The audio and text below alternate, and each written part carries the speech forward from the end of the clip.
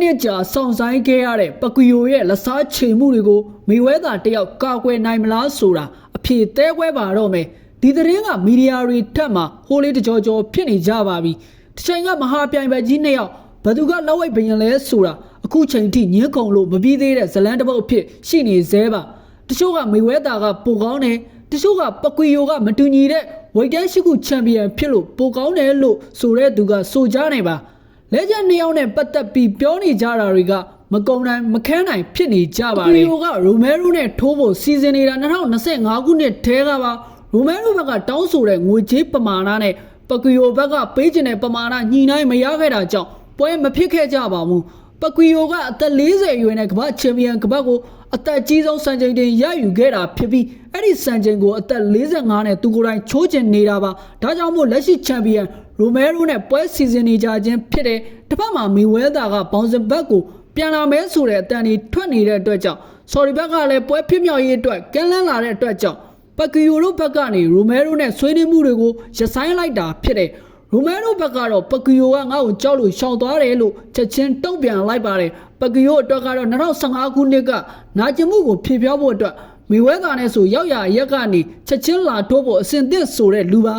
ဒီပွဲကိုဆော်ဒီဘက်ကနေအသေးအတန်စီစဉ်နေပြီး Netflix ကနေဓာတ်ရိုက်လွှင့်ဖို့ညှိနှိုင်းနေကြပါတယ် Netflix အတွက်ကတော့ဒီပွဲကဂျိတ်ဘောနဲ့မာဒန်ဆန်ပွဲပြီးနောက်ထပ်အကြီးမားဆုံးပွဲဖြစ်လာမှာပါမေဝဲသာနဲ့ပကီယိုတို့ထိုးခဲ့ကြတဲ့2015ခုနှစ်က The Fight of the Century ပွဲကလည်းတမိုင်းတစ်လျှောက်ဝင်ငွေအများဆုံးပွဲဖြစ်ခဲ့ပါတယ်အဲ့ဒီပွဲကနေမေဝဲသာကတန်း300နီးပါးရခဲ့ပြီးပကီယိုကတန်း100နီးပါးရခဲ့ကြပါတယ်ဆက်နှစ်ချီအပြည့်ထိုးခဲ့ကြရပြီးဒါရဆုံးဖြတ်နဲ့မေဝဲသာကအနိုင်ရရှိခဲ့တဲ့ပွဲပြီးမှပကီယိုဘက်ကနေပခုံးမှာဒဏ်ရာရှိနေတဲ့အတွက်ရာနှုန်းပြည့်မထိုးနိုင်ခဲ့ဘူးလို့ဖွင့်ဟခဲ့ပါတယ်ဒီပွဲကအငင်းပွားစရာတွေအများကြီးဖြစ်ခဲ့ပြီးအရှာပရိသတ်တွေကတော့ပကီယိုနိုင်တဲ့နယ်ဆိုပြီးမကြေမနက်ဖြစ်နေခဲ့ကြပါတယ်မေဝဲသာကပွဲမထိုးတာအတော်ကြာပါပြီသူနောက်ဆုံးထိုးခဲ့တာက UFC ဘက်ကနာမည်ကြီးကော်နာမဂရီဂေါနဲ့2018ခုနှစ်က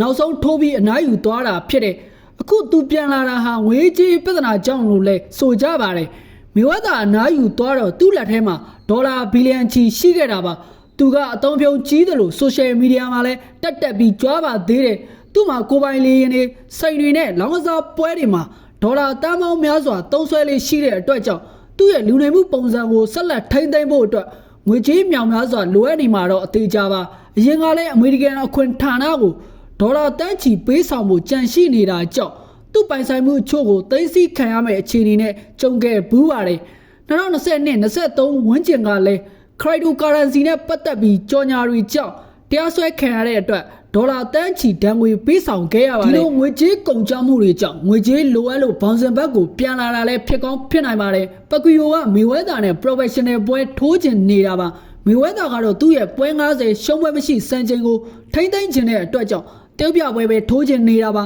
တရုတ်ပြပွဲဖြစ်တဲ့အတွက်ကြောင့်သူ့အနေနဲ့ရှုံးခဲ့ရင်တောင်ပွဲ90စံချိန်လည်းပြန်မသွားသလိုသူ့ရဲ့ဂုဏ်သိက္ခာကိုလည်းမထိခိုက်စေတဲ့အတွက်သူ့အတွက်အကောင်းဆုံးနီးဗျူဟာဖြစ်တယ်နောက်ပြီးပကွီယိုနဲ့ထိုးလိုက်ရင်သူ့အတွက်ငွေပုံကြီးထက်ရလာမှာဖြစ်တဲ့အတွက်ညင်းရစာမရှိတဲ့စီးပွားရေးအခွင့်အလမ်းဖြစ်ပါတယ်ပကွီယိုဘက်ကတော့မေဝဲသာနဲ့ထိုးဖို့အတွက်တာဆူနေပါတယ်ပထမတစ်ချိန်တုန်းကပခုံးတန်ရာကြောင့်အပြေးကမထိုးနိုင်တာပါအခုတော့ကျွန်တော်ကျမ်းမာရေးကောင်းနေပါပြီမေဝဲသာကိုအနိုင်ယူနိုင်ကြောင်းသက်သေပြကြပါတယ်သူကပတ်စံရဖို့အတွက်ပဲထိုးတာပါကျွန်တော်ကတော့ပရိသတ်တွေပျော်ရွှင်ဖို့နဲ့လက်ဝိတ်လောကအတွက်ထိုးတာပါသူသာတကယ်ထိုးမယ်ဆိုရင်ဘယ်အချိန်မဆိုအစင်းသစ်မှာပဲလို့ပြောဆိုထားပါတယ်